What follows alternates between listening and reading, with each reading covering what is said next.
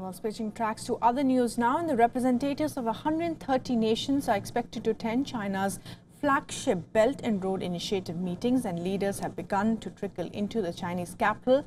Among them will be the notable presence of the Russian President Vladimir Putin.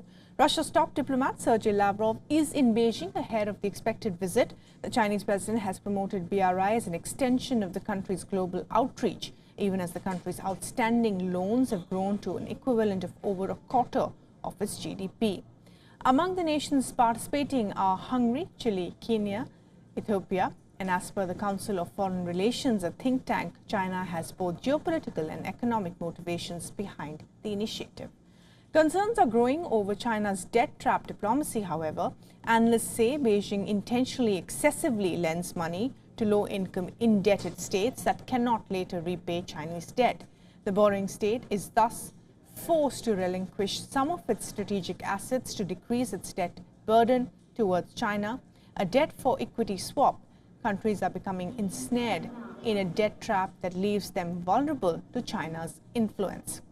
Kenya's President William Ruto has said he will ask China for a $1 billion loan to complete stalled road construction projects. Ruto's plan also includes a request to lengthen the maturity period for existing loans.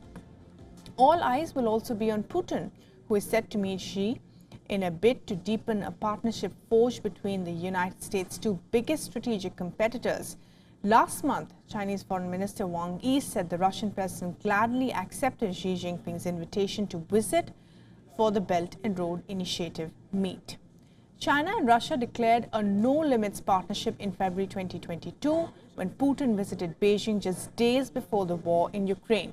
The US has cast China as its biggest competitor and Russia as its biggest threat.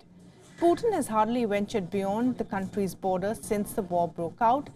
This week's trip is the first to a major global power. This year, trade between the two powers has soared to levels not seen since the beginning of the war in Ukraine. Chinese imports of Russian oil have offered Moscow a critical lifeline amidst Western sanctions. China has refused to condemn Russia for a war in an effort to position itself as a neutral party, while at the same time offering Moscow vital diplomatic and financial support.